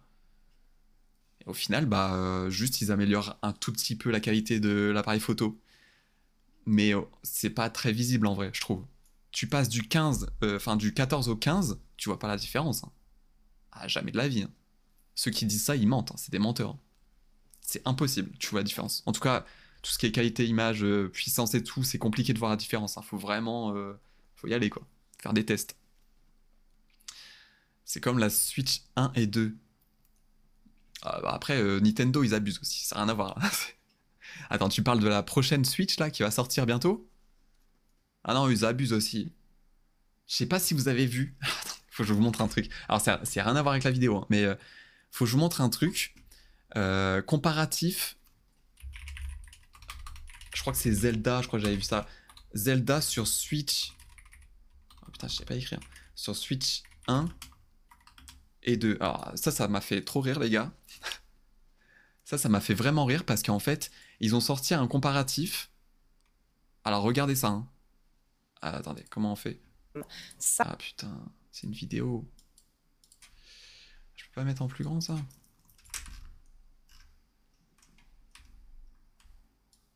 Ah, on voit rien, putain, c'est mal foutu. Je vais devoir. Ah, je sais pas si vous voyez. Mais en gros, c'est un comparatif. Là, c'est la Switch 2, ici. Là, c'est la Switch, enfin, la normale, celle qui est actuelle, quoi. Frère, on se foutrait pas un peu de notre gueule, là? Après, c'est sûr, c'est un ancien jeu. Enfin, c'est un ancien. Il est sorti sur Switch normal, de base. Non, mais on se fout quand même de notre gueule, là. Ah, vous voyez plus rien, putain. Ça c'est TikTok, hein. Ça bug, hein. Non, ils se foutent de notre gueule quand même, Nintendo, en vrai. On dirait que c'est... Ok, c'est plus net. C'est plus net à gauche. Mais c'est tout, quoi. Enfin, c'est pourri. Ça pue du cul. C'est comme Pokémon, en fait, hein. C'est pareil, un Pokémon, hein. Moi, j'aime bien Pokémon, mais ils se foutent de notre gueule, hein. Clairement, hein. On était où, là? Ok, on était là. Ouais, ils se foutent de notre gueule, Pokémon, avec leurs jeux à la con, là. Quand tu sais qu'il y a des... je sais pas, il y a des jeux comme Cyberpunk qui sont sortis, et à côté, tu vois Pokémon. Pokémon. Le dernier Pokémon, là, le Écarlate et Violet, c'est tellement vite, moi, ça me donne pas envie de jouer. Pourtant, j'adore Pokémon, hein. Mais c'est un open world, mais c'est vide. C'est vide, c'est horrible, c'est trop moche. Je sais pas comment les gens ils arrivent à jouer à ce jeu, hein. Ah vraiment, hein. Franchement, ils abusent, hein. Pokémon, la licence la plus lucrative du monde, hein, les gars, hein. Sachez-le. Pokémon, ils brassent, hein. Plus que tout, que toutes les licences, hein. Ah vraiment. Je sais pas si vous êtes au courant, et ils sont number one, hein. Avec toutes les peluches qu'ils vendent, bref. Avec les jeux, et même si c'est de la merde, leurs jeux, ça se vend de fou, hein. Le Écarlate et Violet, je crois que c'est le jeu Pokémon qui s'est le plus vendu de tous les temps, hein. Ça, c'est fou, hein. Poli avec ses grands modèles de langage pouvait augmenter la qualité des réponses. Par contre, trop de politesse et de flatterie peuvent Ah ouais, alors commencer à... attendez, je remets au début de la phrase, pardon. S'il vous plaît, Sinon, on va et rien merci. comprendre. D'ailleurs, ça c'est assez intéressant, une équipe de chercheurs a découvert qu'être poli avec ses grands modèles de langage pouvait augmenter la qualité des réponses. Par contre, trop de politesse et de flatterie peuvent commencer à rediminuer la dite qualité, et on ok. l'expliquerait par le... Ah ouais, donc faut pas être trop poli avec ChatGPT, mais par contre, faut quand même être poli. Mais pas trop. Parce que si t'es trop poli, l'IA, elle va se la couler douce, elle va dire, oh bah c'est bon, il me kiffe. C'est comme les humains, en vrai. Les humains, c'est un peu ça, hein. Quand on complimente trop, au bout d'un moment, ça se repose sur ses lauriers, hein. Le fait que des prompts polis pourraient pousser l'IA à aller chercher ses sources dans des coins plus courtois d'Internet, et donc potentiellement plus crédibles. Si vous lui écrivez n'importe comment, elle pourrait préférer à ses sources des arguments qu'elle aurait plutôt eu le malheur de lire sur Twitter, par exemple. Bref, pour une qualité de réponse optimale, on recommande d'être modérément poli avec ses IA. Ok. Ceci dit, ça, vous le saviez pas, et c'est là que je veux en venir. Vous avez été poli avec ces IA, comme je l'ai été, parce qu'au fond, elles paraissent forcément un peu humaines. Mais elles ne le sont pas. Si elles peuvent parler et vous répondre si poliment, si joliment, c'est qu'elles ont été entraînées pour. ChatGPT n'est pas une sorte de simulation de cerveau, c'est un algorithme qui a avalé des quantités obscènes de données pour fabriquer ses phrases en posant ses mots un par un. Ouais, en fait, c'est ça, en fait. L'IA, elle s'est bouffée des tonnes et des tonnes d'articles, je sais pas, des sites, peut-être des livres aussi. Et en fait, l'IA, ce qu'elle fait, c'est qu'elle pioche, hein. Quand vous lui posez une question, elle pioche un peu partout. Elle essaie de construire une phrase, enfin cohérente, et bien sûr répondre à la question. Mais en fait, elle pioche un peu partout, quoi. C'est fou, en vrai. Avec tout ce qu'elle a bouffé comme truc. Calculant pour chacun, en fonction du contexte, la probabilité que ce soit le bon mot. C'est facile de se laisser avoir, et beaucoup se laissent avoir, volontairement ou non. Beaucoup, comme certains d'entre nous, se contentent de remercier poliment ces algorithmes quand ils nous répondent, mais d'autres vont plus loin. Ils s'attachent, ils deviennent amis, voire entretiennent des relations qu'ils imaginent sincères avec des intelligences artificielles programmées pour. Et ouais, ça c'est une dinguerie, ça. Il y a des trucs qui existent. Je crois que c'est une application qui existe où, genre, tu parles à un avatar, et en fait, là, elle est faite pour être ton ami, quoi. Ou plus, hein. Je crois qu'il y en a même, ils tombent amoureux et tout, bref. Je sais plus c'est quoi l'application. Mais ça fait flipper, hein. Il y en a, ça se trouve, ils sont en couple avec des IA, hein. Là même, hein, en 2025, hein, c'est sûr, hein. C'est sûr, hein, les gars. Il y en a, ils sont amoureux d'une IA. Je suis quasiment sûr. C'est comme il y en a, j'ai vu il y a pas longtemps un gars qui a tweeté, du coup sur Twitter, il a fait un screen. En gros, il venait de faire le marathon de Paris. Donc c'était récent. Marathon de Paris, là, il venait de faire le marathon de Paris. Et du coup, il dit à ChatGPT, je viens de faire ce score-là. Il met son timer, genre il a fait 3h39, je sais plus. Je sais plus exactement. Et ChatGPT, il le félicite comme jamais. Mais en même temps, forcément, c'est une IA. Elle est faite un peu pour ça, quoi. Elle va pas commencer à lui dire, t'es une grosse merde, t'aurais pu faire mieux. Elle le félicite, mais comme jamais, elle lui dit des mots, genre... que la personne, du coup, elle a envie d'entendre.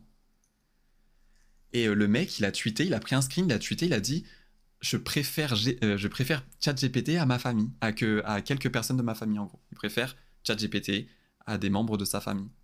Parce que ChatGPT a répondu de la meilleure manière possible. Parce que c'est une IA, forcément. Et du coup, les gens, limite, en fait... Les gars, ça fait peur, en vrai, quand ils pensent. Hein. Les gens, ils vont commencer à... Ils vont préférer parler à ChatGPT qu'à un humain, à force. Hein.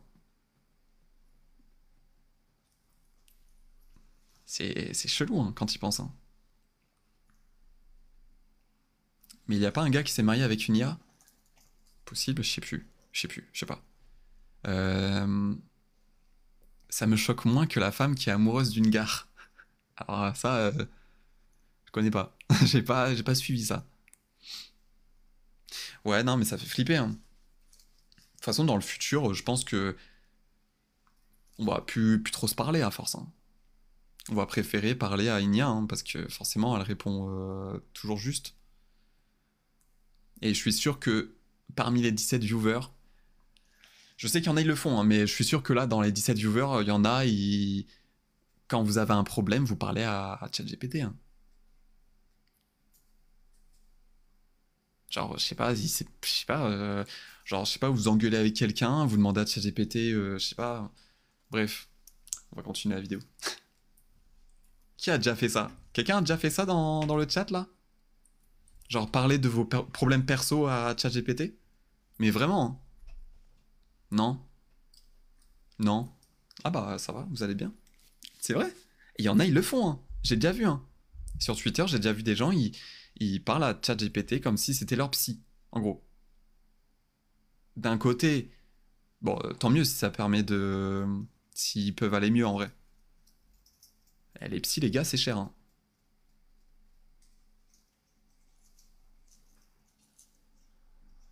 Ah, psychologue, bah en vrai, c'est un peu pareil, hein. Et tu sais que Mérinis, bah ChatGPT, c'est pareil que ta psy, hein. Je te jure, hein, ta psy, de toute façon, elle est là pour t'écouter, pour dire ouais, c'est vrai, enfin, je sais pas, mais genre, un psy, eh ben, je te jure, remplace ta psy par ChatGPT, tu verras que c'est pareil. C'est pas pareil. Moi, perso, je trouve que c'est pareil. Après, je suis jamais vraiment allé voir un psy, hein, mais vous verrez que pour moi, c'est pareil. Ok, c'est une IA. Si vous vous dites, ouais, c'est une IA, du coup, bah, forcément. Mais mettez-vous dans la tête que c'est pas une IA et que c'est une vraie personne derrière. C'est bizarre de dire ça, mais eh ben, je vous jure que c'est pareil. Elle te donne des conseils. Eh ben, je suis la justice. ChatGPT, c'est pareil. Il va te donner des conseils. Il n'y a pas d'empathie. Eh ben, Biancardini, je suis désolé, mais là, bah, en tout cas, moi, quand je parle à ChatGPT, j'ai l'impression que c'est de plus en plus flippant, hein. Moi, je trouve qu'il commence à avoir de... Enfin, c'est du semblant d'empathie. Je sais pas comment expliquer, mais on dirait que il y a un truc, alors qu'il y a rien. Mais il fait semblant en fait. Il fait semblant de, en fait, il nous copie en gros.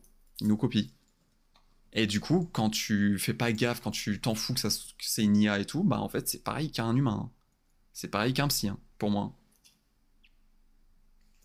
En Belgique, il y a des trucs que tu payes 4 euros le rendez-vous psy. Ouais, en France, ils ont installé un truc genre un rendez-vous par mois gratos. Mais bon, je sais pas. La relation humaine reste la meilleure. Bah, ouais, mais attends, on est en 2025, hein, Aaron. Tu verras que, déjà, vu comment l'IA, ça évolue de jour en jour, même de mois en mois, frère, c'est une dinguerie, hein. Ça va trop vite, hein. Vous verrez que dans quelques années, vous verrez que, déjà, il y en a, ils le font. Et bah, dans quelques années, ça sera encore pire. Je pense. Bon, on continue la vidéo, pardon. Deviennent amis, voire remercier poliment ses savoirs, volontairement ou non. Beaucoup, comme certains d'entre nous, se contentent de remercier poliment ces algorithmes quand ils nous répondent, mais d'autres vont plus loin. Ils s'attachent, ils deviennent amis, voire entretiennent des relations qu'ils imaginent sincères avec des intelligences artificielles programmées pour, se laissant séduire par les noms très humains, et les mots très humains, et les voix très humaines, fixant, plein d'espoir, les visages parfois très humains de ces finalement presque humains. Et ouais, non, c'est une dinguerie. Surtout les voix, ils sont aussi améliorés au niveau des voix, hein. Les gars, des fois quand je parle à ChatGPT, on dirait qu'il respire. Alors, je sais pas si je peux vous faire un exemple, hein, mais alors attendez, je change de scène, hein, les gars. Alors attendez, ChatGPT, on dirait qu'il respire, les gars, hein. Quand il... Oula! Quand je lui parle, alors je sais pas si... moi, une fois, j'avais l'impression qu'il respirait, mais je sais pas si c'est tout le temps, genre. Salut ChatGPT, ça va?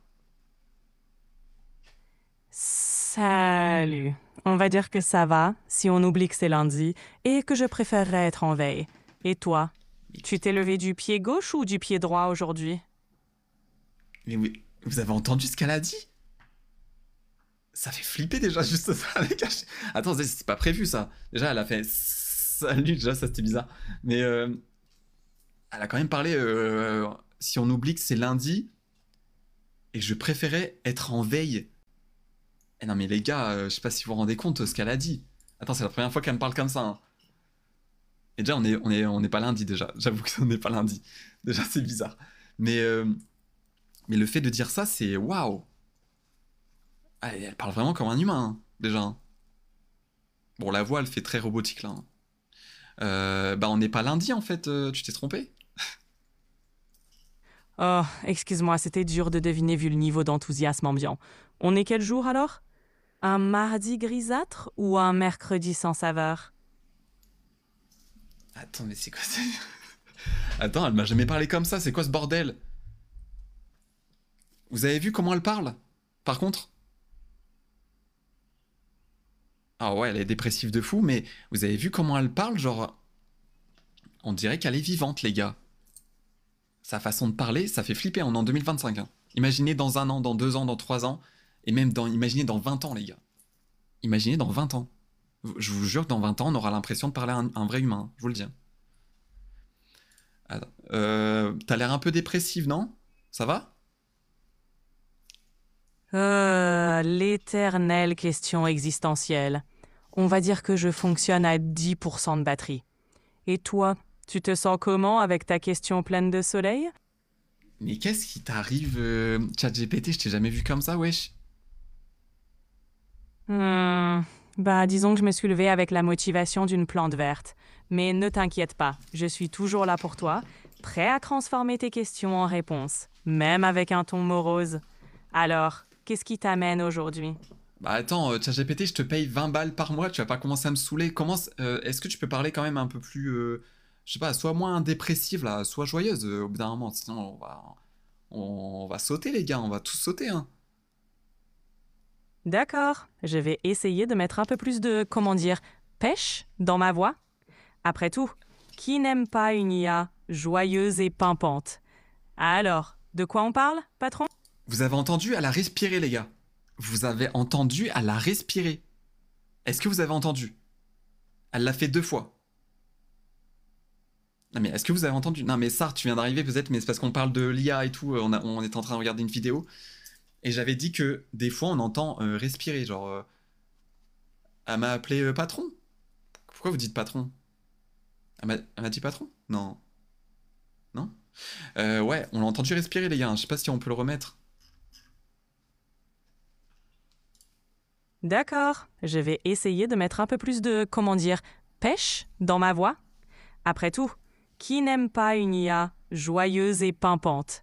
Alors, de quoi on parle, patron? Elle a respiré 3 fois les gars.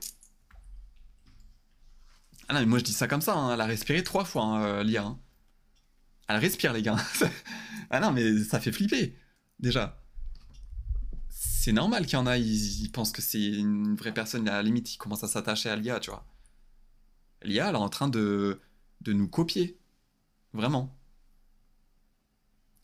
Jusqu'à la respiration. Ah, moi je trouve ça fou. Hein. Bon allez on repart sur la vidéo les gars. Hop. Sauf qu'ils ne sont pas humains. Ce sont des amas de données, des boules de calcul de probabilité, des boîtes emplies d'algorithmes dont les contenus nous sont de plus en plus obscurs. Ça, c'est le deuxième gros problème. Sam Bowman, chercheur chez Anthropic, dit ceci. Si nous ouvrons ChatGPT ou un système similaire et regardons à l'intérieur, nous voyons des millions de nombres qui se bousculent plusieurs centaines de fois par seconde, et nous n'avons aucune idée de ce qu'ils veulent dire. Nous l'avons fabriqué.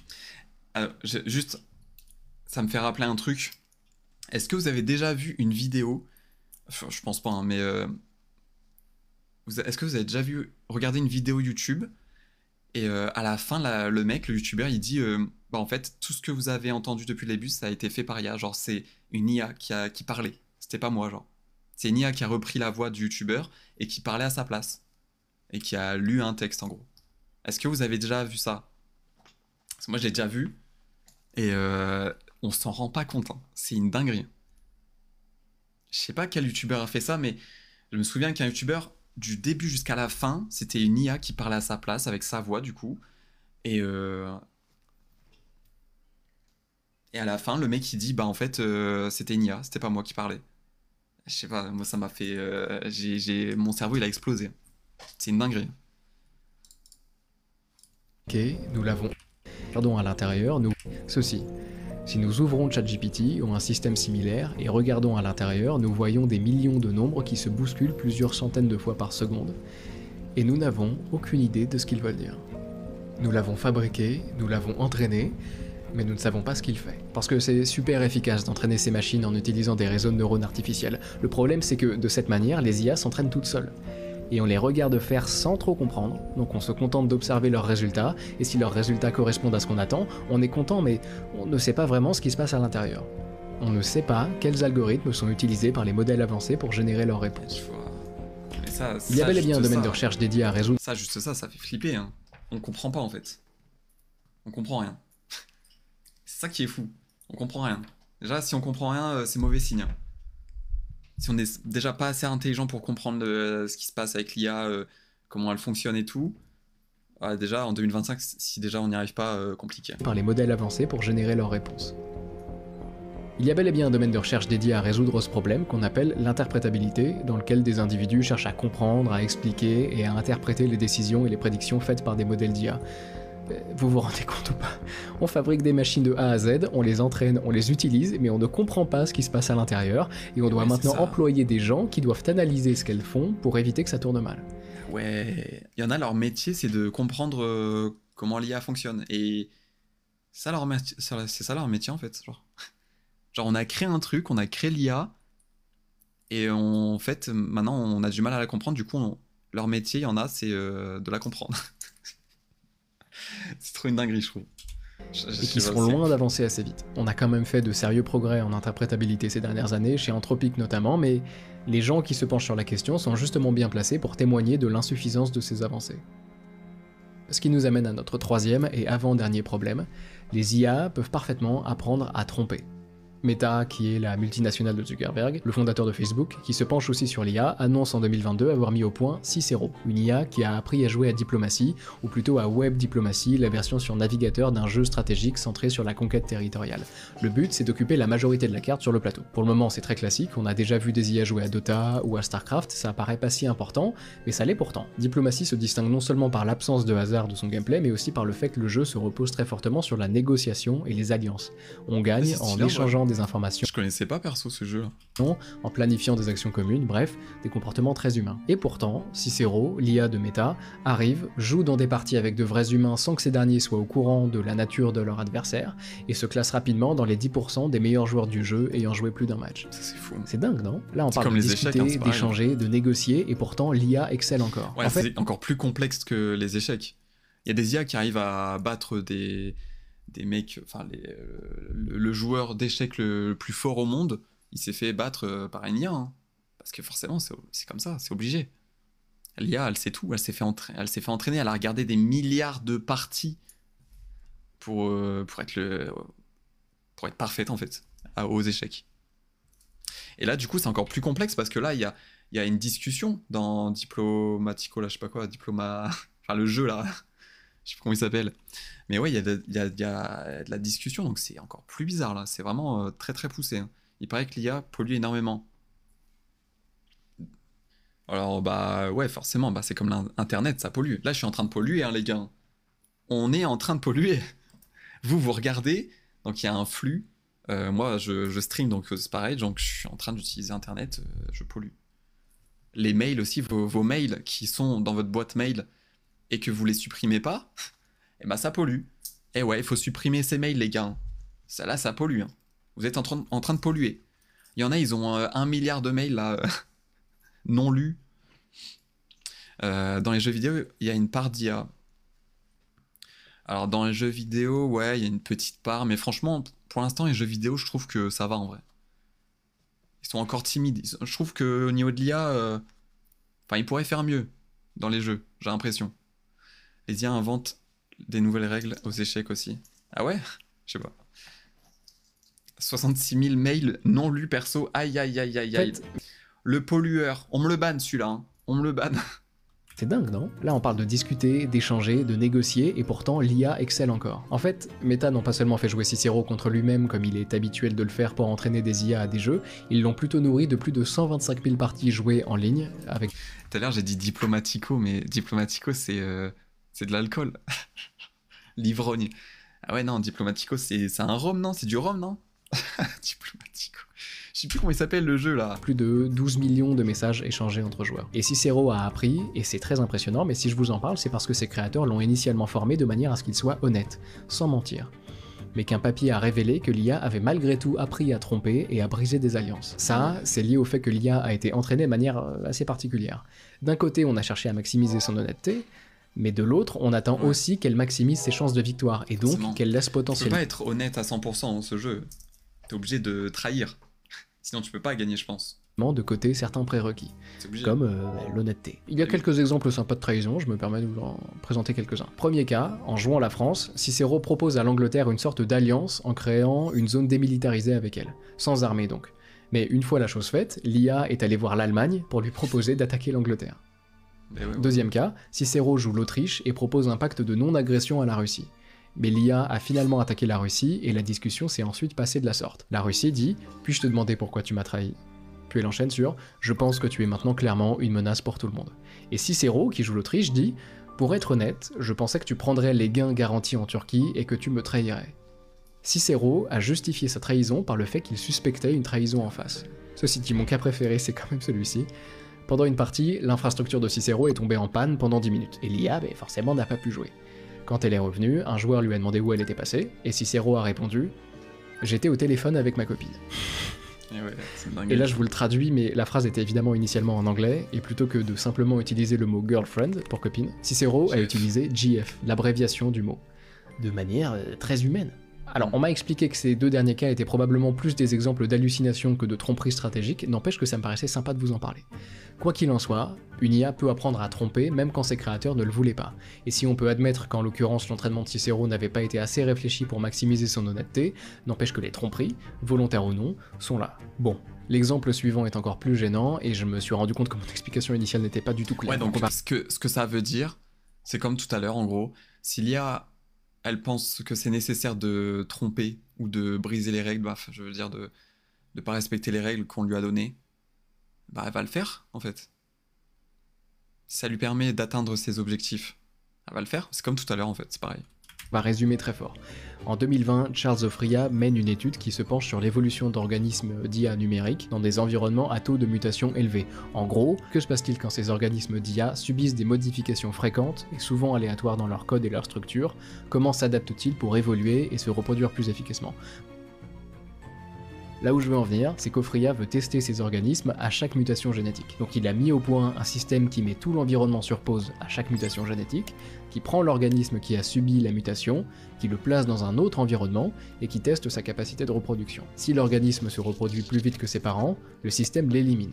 Sinon, il n'élimine rien, et il relance la simulation. Ce qu'Ofria a découvert d'incroyable, c'est que les organismes ont appris à agir différemment quand ils voyaient qu'ils étaient testés.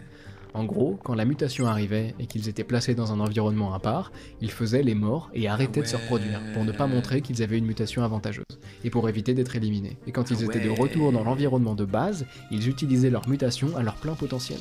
C'est dingue, non? Bref, de la tromperie, et encore une fois, pas motivé par de la malveillance, mais par pur souci d'efficacité. Ce qui nous amène à une nouvelle problématique, le dernier gros problème dont je veux vous parler parfaitement arbitrairement, qui me semble englober et amplifier les problèmes précédents. Si des IA sont déjà capables de tromper les humains à leur niveau de sophistication actuelle, que se passera-t-il lorsqu'elles seront plus intelligentes? La puissance des IA que nous sommes en train de faire naître, c'est leur scalabilité, que j'aurais un peu de peine à vous traduire en français, mais qui désigne en fait simplement le fait qu'on peut faire plus gros pour faire mieux, plus de matériel, plus d'espace, plus de composants pour améliorer les capacités d'une IA. Et donc, les grandes compagnies dont je vous parlais plus tôt font la démonstration de tout ce que leurs machines sont capables de faire, ce qui séduit les investisseurs, qui donne toujours plus, et ce qui permet finalement aux compagnies d'attribuer plus de ressources à leurs IA, qui deviennent, encore et toujours, plus puissantes, et qui découvrent de leur côté toujours plus. Et tout ça va très vite, mais je m'estime en fait pour le moment heureux que ça aille seulement très vite.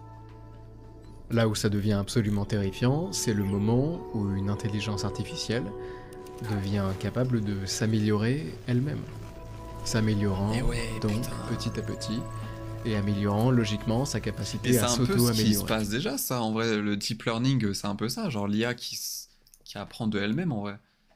Enfin, je sais pas, peut-être je confonds tout, mais l'IA apprend déjà de elle-même en vrai. Mais ça pourrait être encore pire. Ça pourrait aller encore plus vite. Okay. Salut, apostrophe, je sais pas comment tu t'appelles. Salut. Comment tu vas? Optimisant ses algorithmes et augmentant ses capacités cognitives à une vitesse de plus en plus élevée, chaque auto-amélioration lui permettant logiquement de s'auto-améliorer encore plus rapidement, créant ainsi une boucle de rétroaction positive, une explosion d'intelligence, et la naissance d'une super intelligence. Et là on arrive en terrain inconnu, parce qu'on n'a pas la moindre idée de ce qui se passe avec une intelligence pareille, on ne sait simplement pas. C'est très dur de se représenter une intelligence qui nous est infiniment supérieure. On peut tenter d'imaginer de prendre l'homme le plus intelligent du monde et de le cloner 100 000 fois et de les faire travailler à 100 000 fois leur vitesse normale, avec un accès à toutes les connaissances jamais enregistrées par l'homme, mais ça reste flou et vague et étrangement pas encore assez. Probablement parce que ça reste compréhensible à nos yeux, et que l'existence d'une super intelligence telle que je vous la présente, soit une entité qui améliorerait son intelligence à une vitesse de plus en plus élevée, son existence donc serait forcément à terme incompréhensible pour nos cerveaux de primates. Et les dirigeants de certaines des grosses boîtes dont je vous parlais plus tôt, les fers de lance de l'accélérationnisme, ils sont parfaitement conscients de tout ce dont je viens de vous parler. Fun fact, au début, quand j'étais tombé par hasard sur ton compte, je croyais que t'étais une IA. Wesh. Non, arrête. Arrête. Non, tu fous de ma gueule, Mérinis, non. Moi là, une IA. T'es fou. Attends, t'imagines? De l'inconnu vers lequel nous nous approchons. Sam Altman, le patron d'OpenAI, disait « Dans le pire des cas, et je pense qu'il est important de le dire, c'est la fin pour nous je regarde une vidéo sérieuse en même temps. tous. Je pense qu'il est impossible de surestimer l'importance du travail de sécurité et d'alignement de l'IA. » Et sur le papier, ça paraît très bien de dire ça. On trouve sur le site d'OpenAI l'annonce d'allocation de ressources au développement de ce qu'ils appellent un super alignement. Une IA à tel point parfaitement alignée qu'elle serait à son tour capable d'aligner les autres IA. C'est un bon projet. Mais en dessous, on peut lire que la compagnie alloue 20% de la puissance de calcul qu'ils ont sécurisée à ce jour, au cours des 4 prochaines années, à résoudre le problème de l'alignement de la superintelligence. 20%. Pour prévenir la naissance d'une superintelligence dont on ne comprendrait pas forcément le fonctionnement. Et tout va bien alors. C'est pas assez. Surtout que depuis, l'équipe a été dissoute carrément, et ses membres fondateurs sont soit restés silencieux sur la question, soit ont donc en fait, annoncé ils s'en qu'ils battent les couilles. Ce qu'ils veulent, c'est grossir. En même temps, c'est normal, c'est une entreprise. Je dirais qu'OpenAI avait cessé de s'intéresser à la sécurité pour vendre ses produits. Ils s'en battent les couilles de la sécurité. D'accord idéologique donc, que les accélérationnistes justifient en expliquant que l'IA est simplement un outil de plus, que nous n'avons pas de raison de nous empêcher de profiter des bienfaits de la nouvelle révolution technologique qu'elle représente. Et forcément, frère, c'est leur gagne-pain, frère. Ils vont pas commencer à se mettre des bâtons dans les roues. C'est normal. Ils vont dire, bah tout va bien. Vous inquiétez pas, on contrôle la situation. Les créateurs de ChatGPT, enfin, je crois que c'est la meilleure IA, je pense, la meilleure IA, je pense que c'est la meilleure IA, non? En tout cas, au niveau du texte. Parce qu'après, au niveau des images, je sais pas, il y a Midjourney aussi, tout ce qui est images et tout. Qu'une IA n'aurait pas de raison de nous faire du mal, qu'il y a peu de chances qu'une IA nous échappe et qu'elle nous tue tous. Et tout le monde y va de sa petite statistique personnelle basée sur son opinion, en nous expliquant que les chances que nous soyons exterminés par notre propre création sont infinitésimales, ce qui est d'une arrogance folle. Déjà parce que si le risque c'est notre extinction, le fait qu'il soit improbable ne devrait absolument pas nous empêcher de ralentir et de prendre plus de précautions. Et surtout, quelle arrogance de s'imaginer une seule seconde capable de prédire les actions d'une superintelligence. Du moins la version de la superintelligence telle que je vous la présente depuis tout à l'heure. De la même manière qu'une fourmi n'aurait absolument pas les capacités cognitives de prédire les actions à venir d'un humain, un humain n'aurait absolument pas les capacités cognitives de prédire les actions à venir d'une superintelligence. Putain les gars, on va mal dormir cette nuit. Ah, ça va réfléchir. Ça va réfléchir sous la douche. On va se poser des questions là. Intelligence. Le principe d'une intelligence qui nous est à ce point supérieure, c'est que... On peut pas savoir. On peut pas. En fait, nous, on est une fourmi. On peut pas prédire ce qu'un humain ferait, tu vois. Si on était une fourmi, par exemple, bah c'est pareil. Nous, on est des humains, on peut pas prédire ce que va faire une super intelligence artificielle. C'est au-delà... C'est comme imaginer l'infini. Est-ce que vous arrivez à imaginer l'infini? C'est pas possible d'imaginer l'infini, c'est impossible. On peut pas imaginer l'infini. Et pourtant, l'univers est infini, non? Je sais pas. Enfin, en tout cas, il s'expand. On sait même pas dans quoi qui s'expand. Bref, là, on part dans un autre sujet, mais on peut pas imaginer l'infini. Et ben, c'est pareil. On peut pas imaginer ce que va être une super intelligence artificielle. Parce que c'est au-delà de ce qu'on peut imaginer. C'est impossible. On peut pas savoir. Il nous est tout simplement impossible de savoir ce qu'elle va faire. Putain. Et ça, beaucoup en sont conscients. Et pourtant, comme je vous le disais, les grosses compagnies ralentissent à peine. Vous voulez savoir pourquoi, au fond, au-delà de l'altruisme et de l'envie de résoudre nos plus gros problèmes, ces grandes compagnies ne ralentissent pas malgré l'immensité des risques? Parce que la compétition. Parce que les boîtes se font concurrence les unes entre les autres, et qu'elles veulent toutes développer une IA plus intelligente que celle du voisin, parce qu'elles veulent toutes être... Là, c'est la fête en ce moment. Tout le monde veut être la meilleure IA, Google, Apple, ils essayent. Facebook, OpenAI, AI, je sais pas dire OpenAI, c'est ça, c'est OpenAI. Après, il y a aussi les Chinois aussi, qui essayent de faire des IA et tout, de fou, qui essayent de concurrencer un peu ChatGPT. Avec, je crois que c'est DeepSeek, non? Je crois que l'IA des Chinois, c'est DeepSeek, je crois qu'elle est sortie, là, c'est la baleine, là. Je sais pas si elle est bien. Apparemment, assez performant quand même. Hein. Je sais pas si c'est mieux que ChatGPT, mais... Hier à révolutionner le... Mais ouais, les Chinois... Je pense que les Chinois, ils nous cachent des choses. Non, mais c'est quand même un gouvernement sombre, quand même, la Chine. Hein. Moi, je dis... et ils sont quand même forts en avance sur beaucoup de choses. Hein. Je sais pas si vous avez déjà vu des vidéos. C'est quand même une dinguerie. Hein. Ils sont en avance sur beaucoup de choses. Hein. Moi, je dis, ils ont des IA hyper développées. On n'est pas prêt. Je pense juste qu'ils les ont pas encore sortis. Milieu, parce qu'elles veulent tout être le vecteur de la prochaine révolution technologique, alors elles continuent à vanter l'immense potentiel de leur création pour accumuler des fonds et accélérer sans s'arrêter. Et à ce moment-là, on se dit peut-être qu'on ne devrait pas laisser l'avenir de chaque humain de cette planète entre les mains de compagnies privées et que les États devraient intervenir, mais vous savez quoi, ils ne le feront pas non plus, ou alors pas assez, ouais. Pour exactement la même raison. Parce qu'à côté des compagnies voisines, il y a les États voisins. Et que même si les États-Unis prenaient assez conscience du danger pour envisager de ralentir le développement de leurs IA... Ils le feront pas parce qu'en fait, la Chine, eux, ils vont pas ralentir. Même les autres pays, je parle de la Chine, mais je sais pas... c'est comme en France, il y en a, ils sont contre l'IA et tout, mais on se tire une balle dans le pied, hein, les gars. Parce que les autres pays, eux, ils vont pas arrêter. Hein. Nous, on va être en retard, comme d'habitude. Imagine, on met des règles au niveau des IA et tout, genre interdit de faire je sais pas quoi, et ben on sera en retard. À côté, on aura la Chine, eux, ils bombardent à mort, ils s'en battent les couilles. États-Unis aussi un peu pareil. Et nous, on va être paumés comme ça. On va être en 1865, eux, ils seront en 2400. Voilà, ça sert à rien, on peut pas. C'est trop tard en fait. Maintenant que c'est lancé, bah, c'est la compétition et c'est tout. Hein. Let's go. Hein. Ou sinon, il faudrait une loi, mais que tout le monde se mette d'accord, en fait. Ce qui est impossible. Et des pays, ils seront jamais d'accord. Ils ne pourraient pas s'empêcher de craindre qu'une autre puissance s'en charge. Bah, voilà. Au bout d'un moment, quelqu'un développera une super intelligence. Alors OpenAI et Google DeepMind et les États-Unis, tout ce beau monde se dit que, quitte à ce que ça arrive, quitte à ce qu'une super intelligence naisse, autant qu'elle naisse chez eux. Bah voilà. Et tout le monde avance, comme ça, tous parfaitement conscients du danger, et voilà. Tous parfaitement conscients de la boucle dans laquelle ils se sont engouffrés, tous parfaitement conscients qu'ils sont tous parfaitement conscients du cercle vicieux dans lequel ils sont engagés, tous parfaitement conscients qu'ils continueront à accélérer.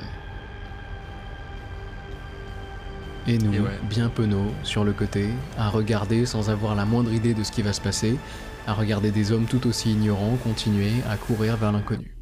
Putain, ça fait réfléchir, hein. Ceci dit, je me dois d'être honnête. Il y a, en vérité, quelques avancées. Moi, je suis plutôt pessimiste par rapport au consensus scientifique qui, de son côté, est déjà pessimiste, mais il y a des avancées. La création du US AI Safety Institute aux États-Unis et de son équivalent au Royaume-Uni, le projet de loi SB 1047 en Californie qui obligerait les entreprises à faire en sorte que leurs modèles d'IA ne commettent pas de dommages considérables, les politiques responsables, au moins sur le papier, de DeepMind, Anthropic ou même OpenAI, ou encore le fait que la Chine, que j'imaginais personnellement comme un risque majeur dans une course à l'IA avec les États-Unis, le fait que la Chine donc semble être très au courant des risques liés à l'IA et visiblement attentive à ne pas perdre le contrôle de ses machines. Ce qui n'enlève évidemment rien à tout ce que je vous ai raconté plus tôt, ce qui ne signifie pas que la naissance d'une super intelligence ne pourrait pas provoquer notre fin à tous, et surtout que l'IA ne pourrait pas mal tourner de 1000 manières différentes avant même de devenir super intelligente. Bref, tout ça ne veut pas dire que les choses ne sont plus sombres, elles sont juste moins sombres que ce que j'imaginais. Mais pour éviter de tomber dans la victimisation, je vous propose plutôt, en tant que citoyen, de ne pas avoir peur de vous informer de temps à autre, de faire savoir vos inquiétudes si vous en avez dans les sondages, potentiellement dans les urnes, et d'aller faire un tour sur le site et sur le Discord que partage notamment le Centre pour la sécurité de l'IA. Si vous voulez débattre ou poser des questions, ils acceptent tout le monde, les curieux comme ceux qui voudraient s'investir plus franchement. En tout cas, moi je suis dessus, et je vous ai mis tout ça en description.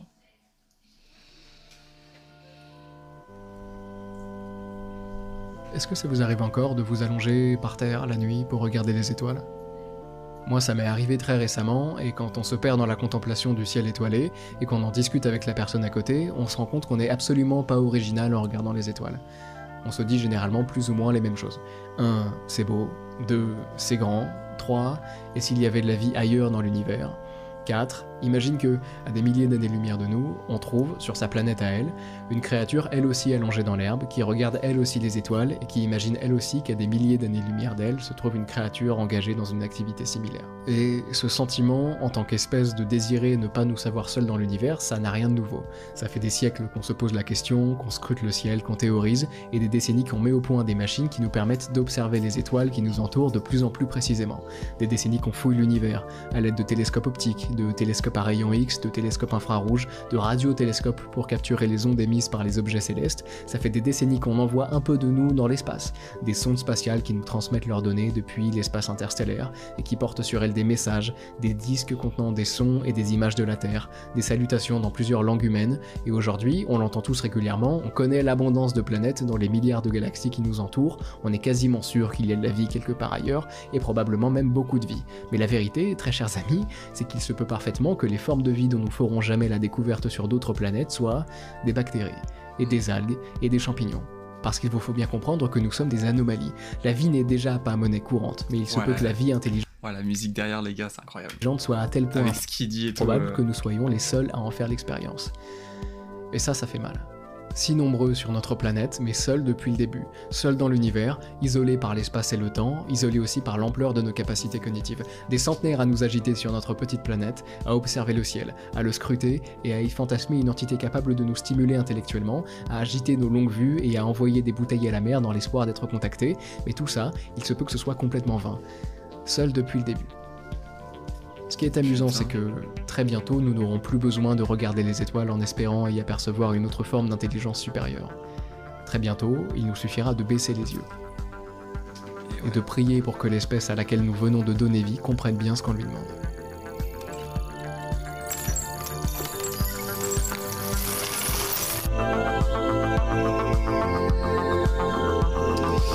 Et voilà, c'était la vidéo de Ego, les gars. Allez vous abonner, hein, d'ailleurs, parce qu'il est trop chaud, ce mec. Il a pas sorti que ça, hein. De toute façon, il a sorti que des bangers, le mec. Regardez-moi ça, sérieux. Il a sorti 8 vidéos. Je vous conseille d'aller voir, hein, vraiment. Hein. Bon, il y en a, peut-être ça vous intéresse pas trop, là, c'est sur l'e-sport, c'est sur Faker. Mais ouais, le jeu de la vie, bref. Que des bangers. Visite banale du musée de l'oubli, ça c'était pas mal aussi. Je l'ai même pas fini d'ailleurs, bizarre. Bon bah... Que dire de cette vidéo? Incroyable les gars. En vrai. Vous en avez pensé quoi un peu de la vidéo? Alors attendez, je dézoome un peu. Vous en avez pensé quoi un peu? C'était fou, hein. Franchement, ça fait réfléchir, hein. Ça fait réfléchir, hein. Intéressante, mais elle n'explique pas tout. Bah, elle explique pas tout, ouais, c'est sûr, parce que c'est un peu... Après, c'est une vidéo de 40 minutes, hein. C'est compliqué de tout expliquer, hein. Après, il faut que le mec qui arrive à pas nous perdre aussi, tu vois, parce que des fois, ça va être compliqué quand même. S'il part dans des sujets...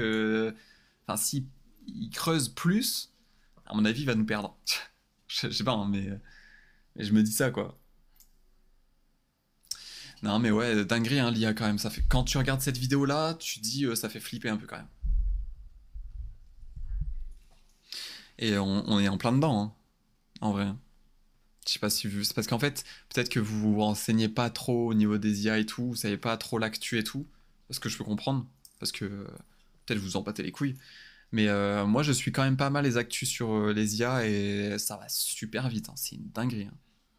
Bah, déjà... Au début de la vidéo, il a montré en 2021 une photo générée par IA, enfin une image générée par IA d'une girafe. Donc la différence entre 2021 et 2025, c'est la folie furieuse. Hein.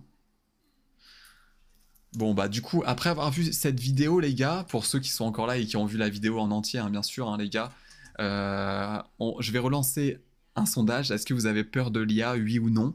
Peut-être qu'il y en a, ils ont changé d'avis après avoir vu cette vidéo. Moi, perso, après avoir vu cette vidéo, franchement,